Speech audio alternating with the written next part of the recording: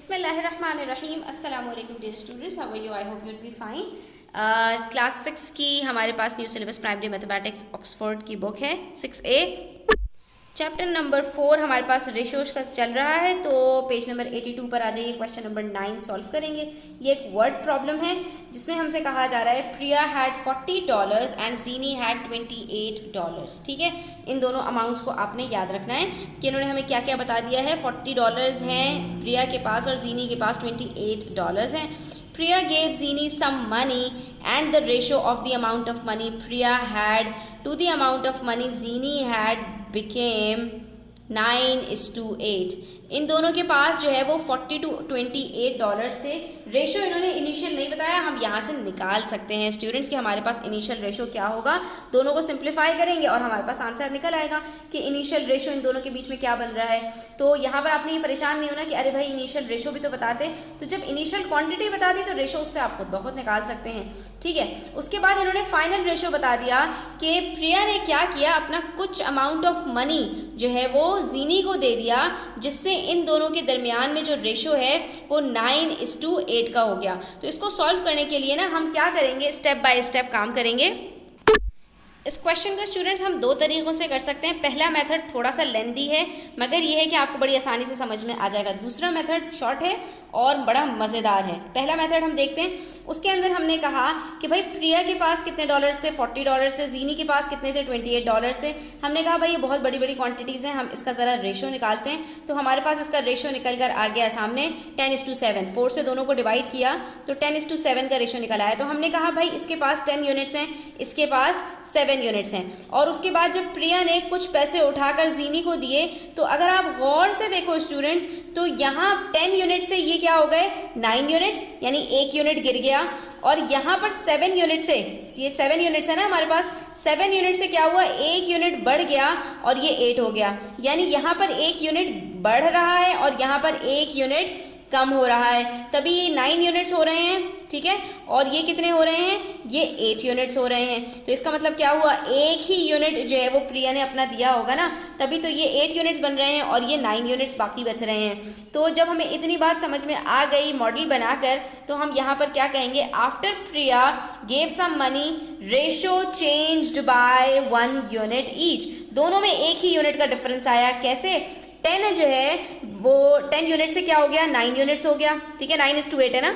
ठीक है, तो 10 यूनिट्स में से 1 यूनिट कम हो रहा है। प्रिया क्योंकि दे रही है तो उसका 1 यूनिट जा रहा है। दूसरी तरफ जीनी का 1 यूनिट बढ़ रहा है, 7 से 8 यूनिट हो गया। तो जीनी के पास 1 यूनिट आ रहा है, तो जीनी के 8 यूनिट्स हो गए, तभी तो नया जो रेशो है वो 9:8 हो गया। इसका मतलब साफ साफ ये है कि it means Priya gave Jini only 1 unit. अगर हमें 1 यूनिट की प्राइस पता चल जाए तो हम बता देंगे कि भाई प्रिया ने कितने पैसे दिए हैं। हमने कहा भाई अगर प्रिया के यूनिट्स 10 थे और प्रिया ने $40 इनिशियली उसके पास थे, तो इसका मतलब साफ ये है कि 10 यूनिट्स बराबर है $40 के, तो 1 यूनिट बराबर हो जाएगा 40 डिवाइडेड बाय 10, दैट इज़ $4 के। और जब एक ही यूनिट दिया है तो इसका मतलब है प्रिया ने जीनी को कितने रुपए दिए हैं, सिर्फ $4 दिए हैं। ठीक है, तभी तो जो अब उसके पास अमाउंट ऑफ मनी है वो कितना हो गया है, हम यहाँ पर अंदाज़ा लगा सकते हैं कि प्रिया के पास $4 कम होंगे तो $36 हो गए, और जीनी के पास 28 में +4 कर दो तो $32। और 32 और 36 का जो रेशो होता है वो हमारे पास 9:8 ही होता है। ठीक है, अब हम सेकंड मेथड की बात कर लेते हैं। वो और ज़्यादा मज़ेदार है और थोड़ा सा दिमाग लगाने वाला है स्टूडेंट्स, कि यहाँ पर इन्होंने आपसे कहा प्रिया हैड $40 एंड जीनी हैड $28। ठीक है, अब यहाँ पर स्टूडेंट्स ये कह रहे हैं कि प्रिया के पास से कुछ पैसे निकलकर जीनी के पास चले गए, लेकिन जो टोटल अमाउंट है वो तो चेंज नहीं हुआ ना, सिर्फ रेशो के अंदर चेंज आ रहा है। फिर से मैं रिपीट करूं कि प्रिया के पास $40 हैं, जीनी के पास $28 हैं, कुछ इन्होंने आपस में पैसे इधर उधर किए, तो रेशो जो पहले 10:7 का था वो अब 9:8 का हो गया। सिर्फ रेशो में डिफरेंस आ रहा है स्टूडेंट्स, रेशो में, यहाँ पर टोटल अमाउंट में कोई डिफरेंस नहीं आ रहा। अब आप उस वाले पुराने वाले कॉन्सेप्ट को लेकर आएँ कि अगर मैं टोटल क्वांटिटी निकाल लूँ और जो मेरे पास बाद में रेशोज आ रहे हैं उनका टोटल निकालूं और इन दोनों को एक दूसरे के अगेंस्ट निकाल रखूं, तब भी मेरे पास पर यूनिट की कॉस्ट निकल आएगी कि 1 यूनिट कितने डॉलर्स के बराबर है। आपकी अंडरस्टैंडिंग के लिए मैं यहाँ पर थोड़ी सी वर्डिंग्स आपको बता दूं कि total amount of money Priya and Jini had is same, ठीक है। जो अमाउंट ऑफ मनी इन दोनों के पास मिलाकर है वो तो सेम है ना, 40 + $28 दैट इज $68, यानी इन दोनों के पास मिलाकर चाहे पहले चाहे बाद में $68 ही रहेंगे। कुछ पैसे प्रिया से जीनी के पास और ऐड हो जाएंगे।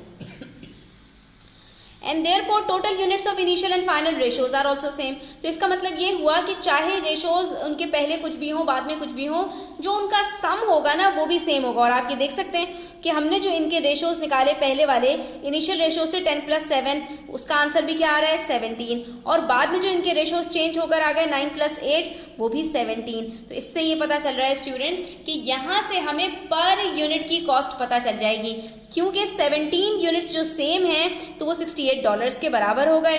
तो यहाँ से हमने कहा कि एक यूनिट बराबर हो जाएगा 68 डिवाइडेड बाय 17 दैट इज़ $4। तो जब ये $4 हमें पता चल गया कि एक यूनिट $4 के बराबर है और बाद में प्रिया के पास 9 यूनिट्स बच रहे हैं, तो 9 यूनिट्स बराबर हो जाएंगे $36 के, और प्रिया के पास अर्लियर कितने पैसे थे $40 थे जो कि अब $36 रह गए। इसका मतलब है प्रिया ने कितने पैसे दिए होंगे जीनी को $4, ठीक है। तो हमारे पास दोनों मेथड से आंसर सेम आया है, सिर्फ अंडरस्टैंडिंग की बात है कि आपको कौन सा मेथड आसान लगता है, आप उसको यहाँ पर चूज़ कर सकते हैं। मैथ्स को के अंदर जो क्वेश्चंस हैं उसको सॉल्व करने के बहुत सारे मेथड्स होते हैं, आप कोई भी मेथड चूज़ कीजिए, सिर्फ आपका आंसर जो है वो करेक्ट आना चाहिए। जिस प्रोसेस के थ्रू, जिस मेथड के थ्रू आप सॉल्व कर रहे हैं उसके अंदर कोई फ्लॉ नहीं होना चाहिए। आई होप स्टूडेंट्स कि आपको वीडियो अच्छी लगी होगी। Please hit the like button, subscribe to my channel. Take care, अल्लाह हाफिज़।